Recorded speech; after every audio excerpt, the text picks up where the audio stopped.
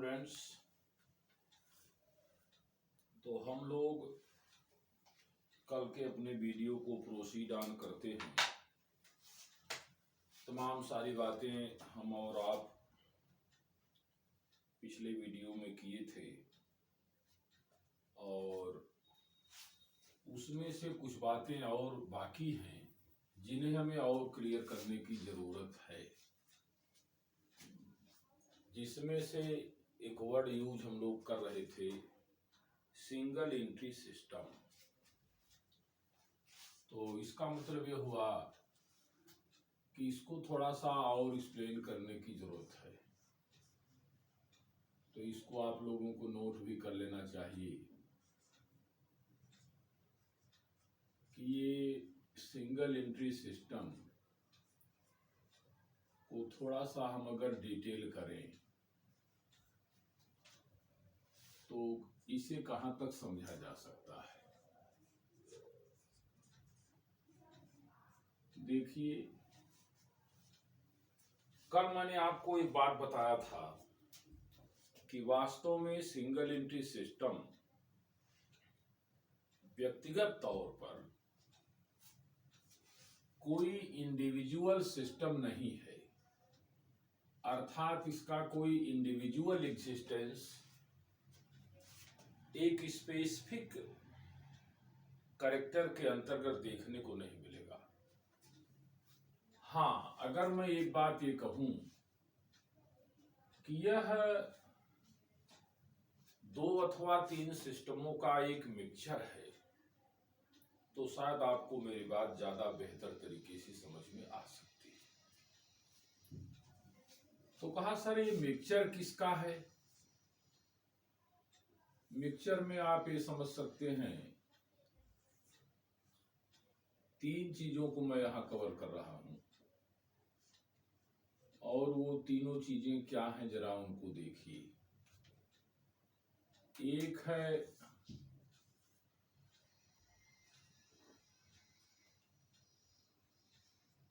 Double entry system, double entry system.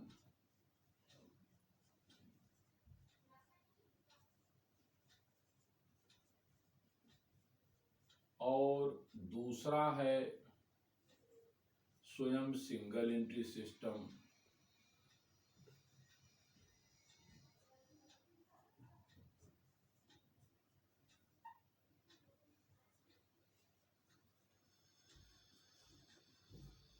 और तीसरा एक और सिस्टम है जिसको आप कह सकते हैं कि अनकंप्लीट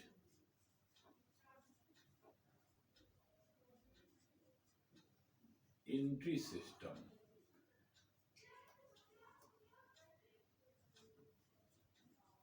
अगर मैं इन 3 चीजों को जोड़ करके देखूं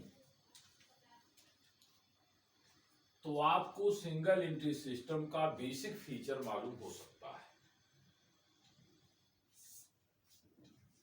अब इसको समझने के लिए आपको अलग अलग इन पर फोकस करना होगा।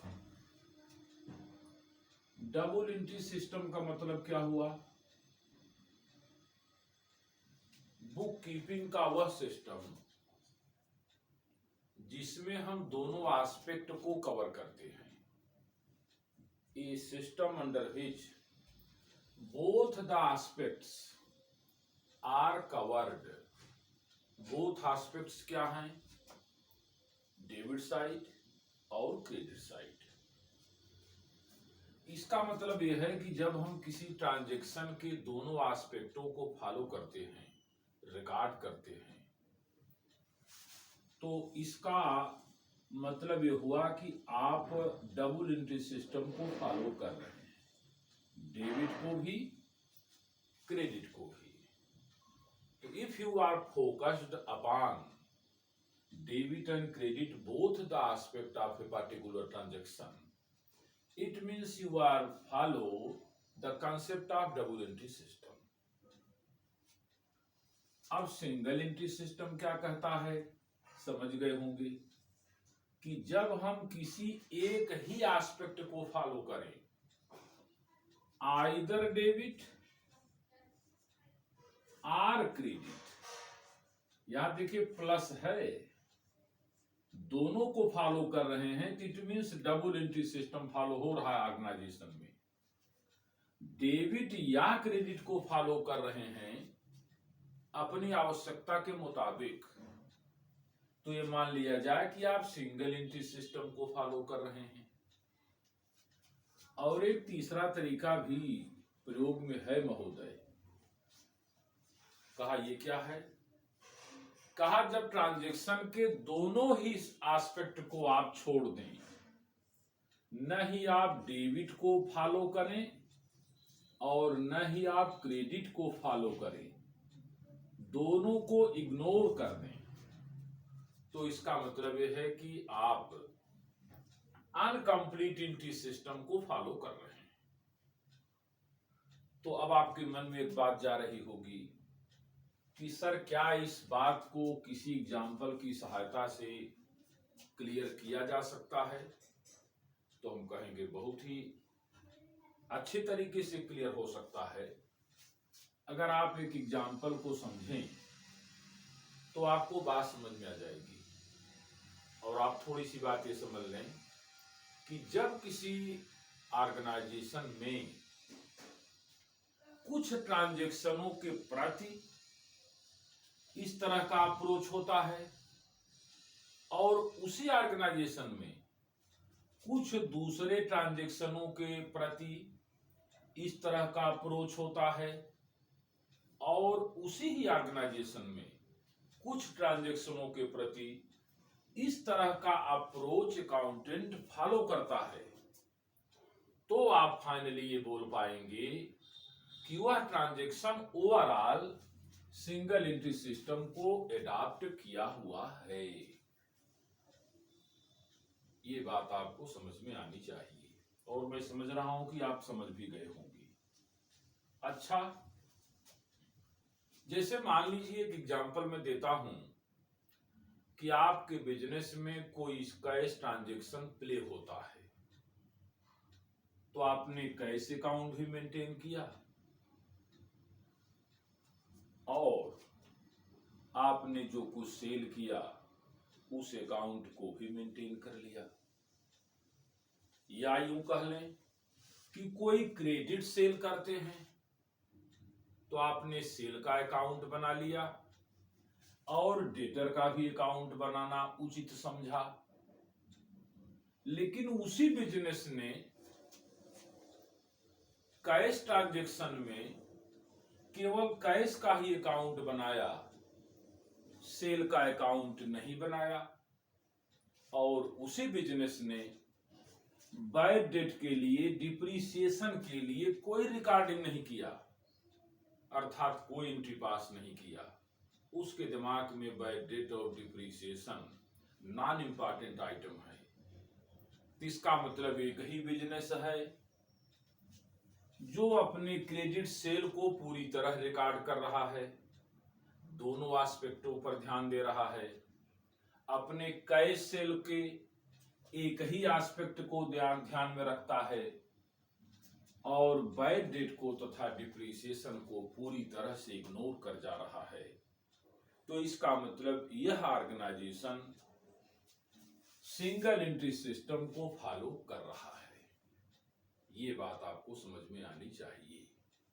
अर्थात जिस ऑर्गेनाइजेशन के अकाउंटिंग सिस्टम में तीनों विशेषताएं परिलक्षित होती हों, आप मान करके चलिए कि केवल वही ऑर्गेनाइजेशन सिंगल एंट्री सिस्टम को फॉलो कर रहा है। इसका मतलब आप समझ गए होंगे कि इसको डिफाइन करना बहुत ही डिफिकल्ट है। It is very easy to describe the concept by the illustration, by the concept, but if you want to give a exact definition about the single entry system, so I think you have no sufficient word, exact word to define this concept under the definition. तो इसलिए आपको साफ साफ कह देना चाहिए कि book keeping में रिकॉर्डिंग की वो पद्धति जो तीनों विशेषताओं से भरपूर हो, उसी पद्धति का नाम सिंगल एंट्री सिस्टम हुआ करता है, और दूसरी डिफिनीशन दे पाना व्यवहारिक तौर पर संभव नहीं है।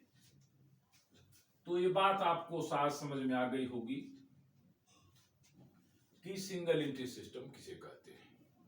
अब एक प्रश्न पैदा होता है कि क्या सिंगल एंट्री सिस्टम के कुछ टाइप्स भी हैं और भी अलग अलग इसके रूप हैं? कहा सर हैं। तो आप यहां लिख सकते हैं form of single entry system.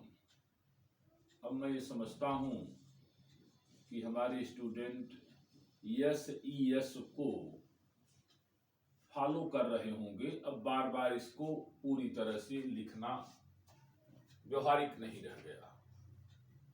तो form of single entry system, form से मतलब टाइप से होता है इन जनरल सेंस, लेकिन मैंने फॉर्म वर्ड इसलिए यूज किया है कि ज्यादा अप्रोप्रिएट है, ज्यादा यूजफुल है।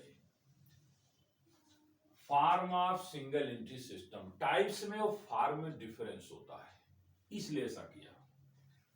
तो form of single entry system, इसके तीन तरीके, तीन रूप क्या हैं? एक का नाम तो होता है pure single entry system. Pure, ये है प्योर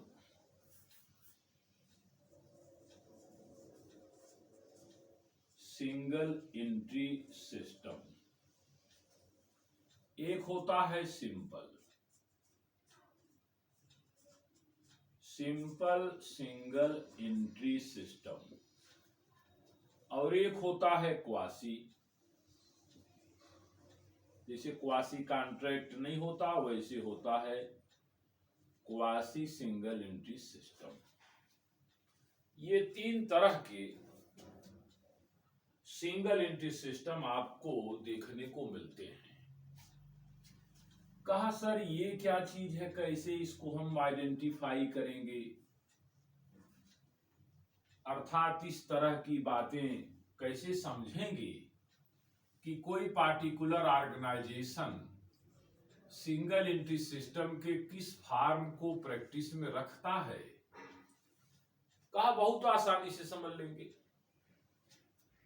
ऐसे सारे ऑर्गेनाइजेशंस जो पर्सनल अकाउंट बनाने में ज्यादा यकीन करते हैं, क्या बनाते हैं? Personal account. तो आप समझ लें कि वो सिंगल एंट्री सिस्टम को तो फॉलो करते ही हैं, और उसमें से वो प्योर सिंगल एंट्री सिस्टम के समर्थक हैं। कहा और ये सर सिंपल एंट्री सिस्टम क्या है? सिंपल सिंगल एंट्री सिस्टम क्या है? कहा जो लोग पर्सनल और रियल दोनों अकाउंट बनाते हों, उन्हें आप ये मान लें कि वो लोग सिंपल जो है सिंगल एंट्री सिस्टम को अडॉप्ट करते हैं, और जो लोग केवल नॉमिनल अकाउंट बना करके ही छोड़ दें और कोई अकाउंट न बनाएं, तो आप ये मान करके चलें कि वह ऑर्गेनाइजेशन सिंगल एंट्री सिस्टम को तो अडॉप्ट करता ही है, और उसमें भी वह क्वासी सिंगल एंट्री सिस्टम के फॉर्म को फॉलो कर रहा है। तो ये तो जानने की बातें हैं। वनडे के एग्जामिनेशन में कभी कभी पूछ लेता है कि सिंगल एंट्री सिस्टम में जो लोग क्वासी कॉन्सेप्ट को फॉलो करते हैं वो जनरली कौन सा अकाउंट मेंटेन करते हैं।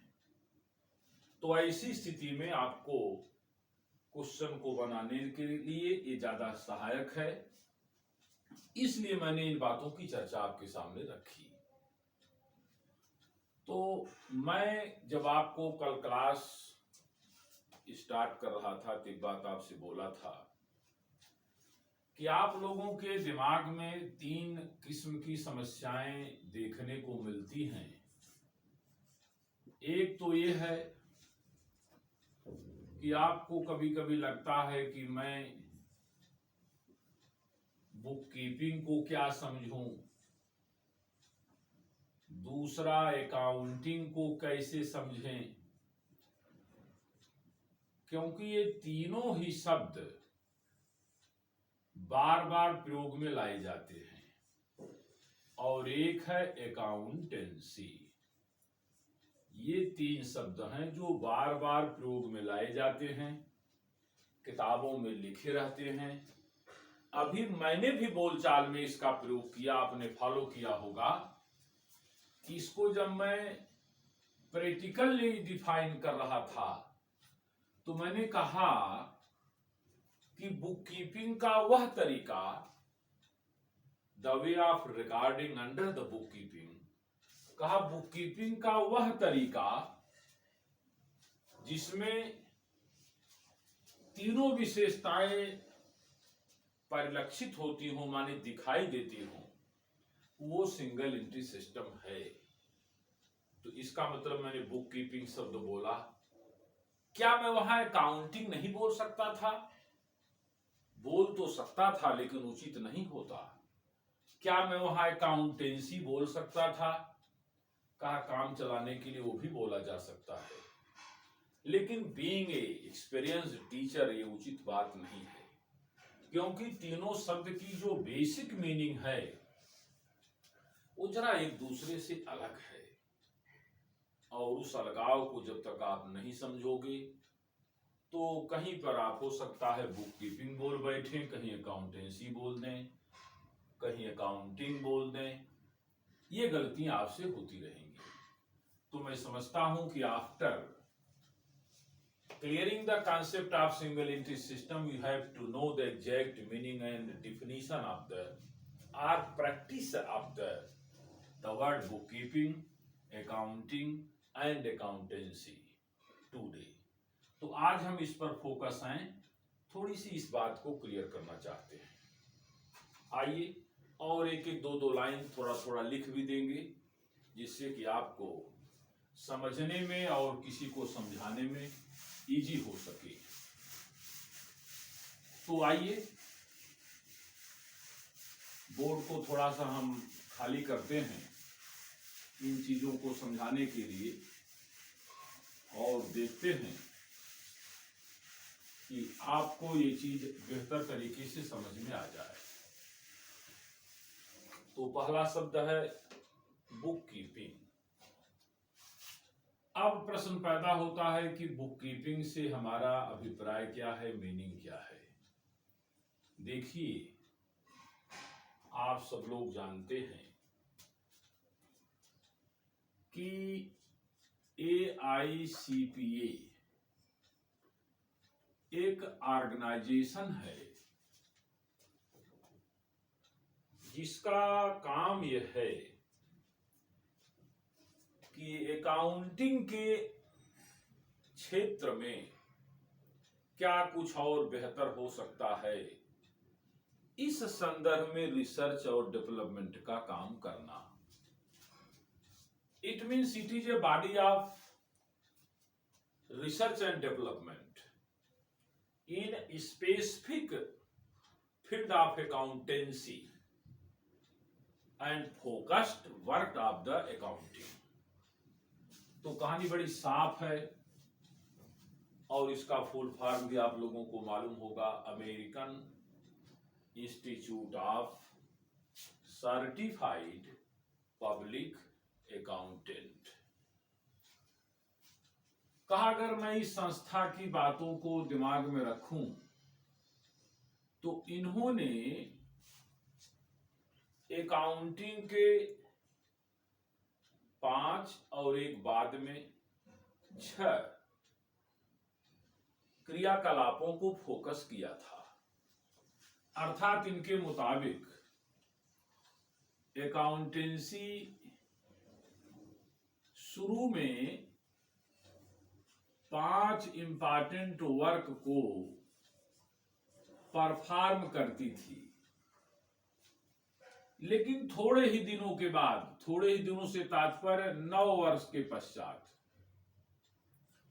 एक फंक्शन इसमें और जोड़ दिया गया। एक फंक्शन और जोड़ा गया आफ्टर 9 ईयर। अब AICPE ने 5 वर्ग कौन कौन से बताए आप लोगों को मालूम है। पहला है इसमें रिकॉर्डिंग, बिल्कुल मैं संक्षिप्त में लिख रहा हूं। और दूसरा है क्लासिफाइंग, तीसरा है समराइजिंग, चौथा है एनालाइजिंग और पांचवा है इंटरप्रेटिंग। और ये छठा है आपका, जिसको मैं इस तरफ लिख रहा हूं, वह है communicating the useful information to internal and external users of the organisation. तो कुल मिलाकर के AICPE ने प्रारंभ में तो 5 और थोड़े ही वर्षों के पश्चात एक कार्य पर और फोकस किया। अब प्रश्न बनता है कि मैं इसकी चर्चा क्यों कर रहा हूं। चर्चा के पीछे की कहानी है इसको समझाना, और इसको समझाने में मैं क्या कह रहा हूं जरा सुनिए। कहा देखिए ये प्रारंभ के जो 2 कार्य हैं, फर्स्ट 2 फंक्शंस, कहा यह कार्य जहां होता हो, जहां तक उतना ही कार्य बुक कीपिंग का कार्य है। The functions which are related to regarding and classifying. कहा ये 2 कार्य ही, कार्य तो इसके पास 6 हो चुके हैं आज की तारीख में, लेकिन ये ऊपर से 2 ही जो कार्यक्रम हैं, इतने को ही बुक कीपिंग कहते हैं। और कहा ये जो बाद का है 3 और 1 4, कहा यह अकाउंटिंग है। समझ रहे होंगे, ये 3 और 1 4 यह अकाउंटिंग है। लेकिन अगर मैं 6 को एक गोले में कर दूं तो इसे अकाउंटेंसी कहते हैं। अब इस बात को थोड़ा हमें एनालाइज करना पड़ेगा, क्योंकि टीचर का यही तो बेसिक रूल है। रूल क्या यूज है कि वह छिपी हुई बातों को थोड़ा सा ओपन करे। तो आपको मैंने बड़े समराइज तरीके से समझाने की कोशिश की कि आपके जहन में बात चढ़े कि recording and classifying both the work only known as the work of book keeping. इतना ही दूर बुक कीपिंग है, वो आपने तो पढ़ा होगा, इंटरमीडिएट की हर किताब में लिखा है, जहां बुक कीपिंग समाप्त होती है वहीं से अकाउंटिंग प्रारंभ होती है, और अंत कहां होगा, यहां तक जाकर, तो वह अकाउंटिंग है। और अगर 2 और 4 दोनों को एक में जोड़ दें तो संपूर्ण जो क्रियाकलाप है, complete task of the accountant known as the work of accountancy, right. तो इसका मतलब ये है क्या, बुक कीपिंग का इसको मैं संक्षिप्त में कहूं तो कह सकता हूं कि it is A recording phase of accounting.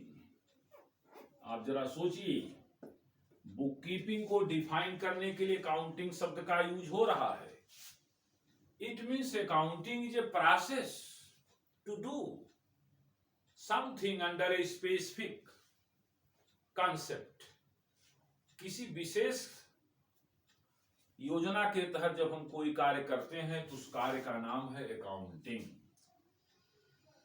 लेकिन ये कह रहे हैं कि संपूर्ण अकाउंटिंग वर्क बुक कीपिंग नहीं है, केवल 2 ही अकाउंटिंग बुक कीपिंग है, जिसका रिलेशन किससे है, रिकॉर्डिंग फेज, जिसमें रिकॉर्डिंग की केवल चर्चा होती है, और कहा summarising, analysing, interpreting and communicating का these are the function of accounting. तो इसलिए मैंने यहां पर एक डिफिनीशन देने की कोशिश की कि it is a regarding phase of accounting under which या it includes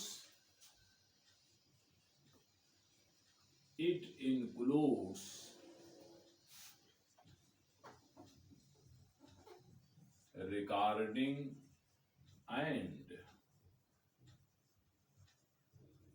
summarizing of transaction and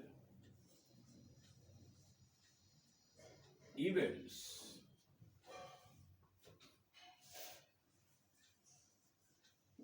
that could be measured in term of money। ये कहानी है। अब जाकर के ये डिफिनीशन पूरी हो जाती है। तो इसका मतलब है कि आप समझ गए होंगे कि बुक कीपिंग किसे कहते हैं। कहा अकाउंटिंग का केवल वह क्रियाकलाप जिसके अंतर्गत रिकॉर्डिंग की क्रिया होती है और समराइजिंग की क्रिया होती है। इन दोनों एक्टिविटी को आप बुक कीपिंग कहते हैं। कहा रिकॉर्ड क्या करते हैं, कहा ट्रांजैक्शन को और इवेंट्स को। अब इतना तो आप जानते हैं कि ट्रांजैक्शन और इवेंट्स को रिकॉर्ड करेंगे, लेकिन उनकी शर्त क्या है, बशर्ते वो transaction in term of money measurable होना चाहिए। That should be measured in term of money and if it is not possible, अगर ये संभव नहीं है तो उसको आपको कंप्लीटली इग्नोर कर देना है। अब आप जैसे सोचें, अगर मैं यहां लिखूं कि mister Mahesh has sold A goods costing ₹5,000 at a ₹1,000 profit। Mahesh ने एक वस्तु जो 5,000 रुपए की थी 1,000 रुपए के प्रॉफिट पर बेच दिया, अर्थात 6,000 रुपए। तो 5,000 रुपए की वस्तु को 6,000 रुपए में बेचना यह ट्रांजैक्शन है और इस प्रोसेस से 1,000 रुपए का प्रॉफिट अर्न करना यह इवेंट है। 6,000 में सेल होना ट्रांजैक्शन है और to get 1,000 rupees as a profit ये इवेंट है। तो बुक कीपिंग आप करेंगे क्या, इस ट्रांजैक्शन की रिकॉर्डिंग करेंगे, इस इवेंट की रिकॉर्डिंग करेंगे। रिकॉर्डिंग का तरीका क्या होगा, by passing the journal entry. Entry के माध्यम से इसको आप क्या करोगे, रिकॉर्ड करोगे। तो इसका मतलब है कि आपको मेरी बात समझ में आ गई होगी कि ट्रांजैक्शन किसे कहते हैं और इवेंट किसे कहते हैं और किसे हम बुक कीपिंग कहते हैं। और after completing the meaning of book keeping we have to consider the another discussion that is known as here accounting. मैं अकाउंटिंग के बारे में भी तो आपको थोड़ा सा बता ही दिया कि आगे के जो 4 कार्यक्रम हैं यहां तक, ये पूरी तरह से अकाउंटिंग में कवर अप है। तो इसका मतलब ये कौन सा फेज है, कहा it is A recording phase, book keeping, लेकिन ये फेज है समराइजिंग। सारी यहां पर रिकॉर्डिंग एंड क्लासिफाइंग होना चाहिए था, सारी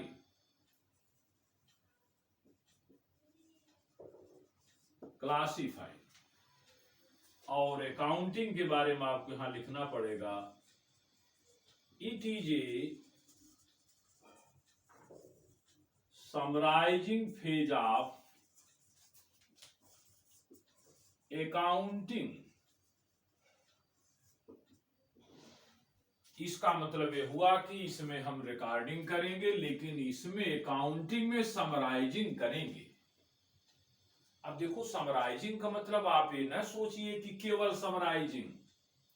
समराइजिंग में एनालाइजिंग भी है, इंटरप्रेटिंग भी है और कम्युनिकेटिंग भी है।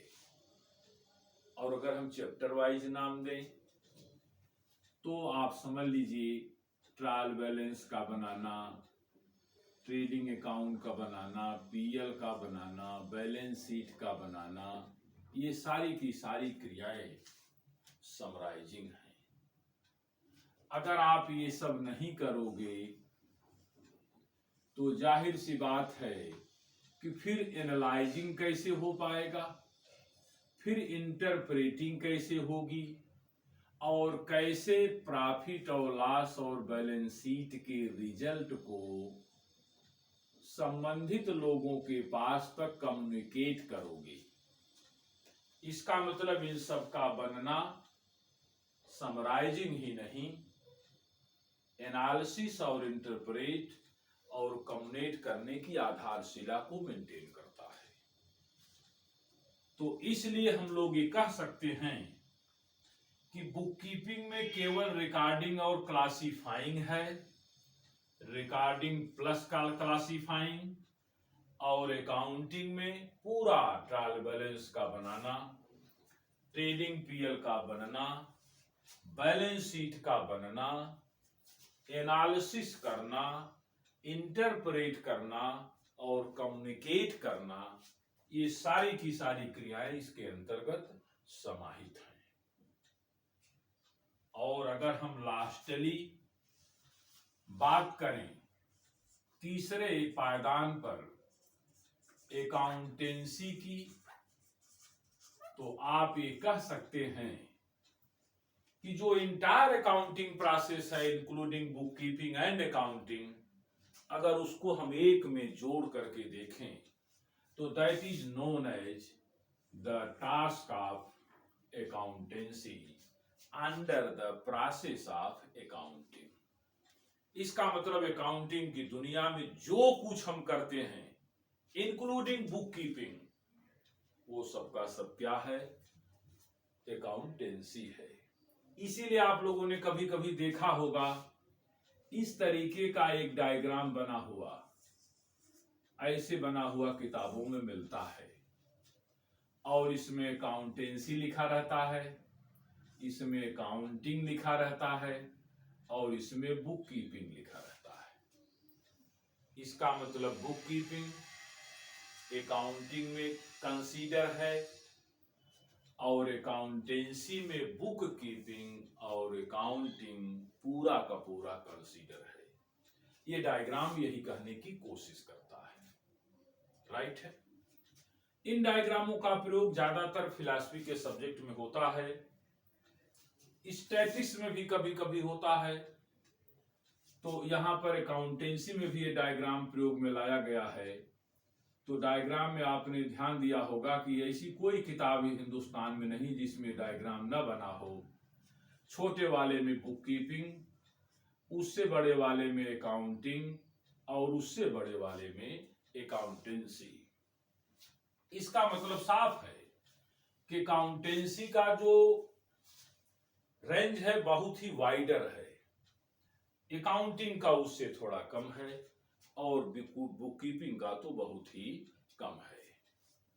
तो आज के वीडियो में अपनी बात को यहीं पर समाप्त करता हूं, और मैं चाहता हूं कि कल फिर आप लोगों को मैं दूसरे वीडियो के माध्यम से इसकी आगे की बातें क्लियर करूंगा।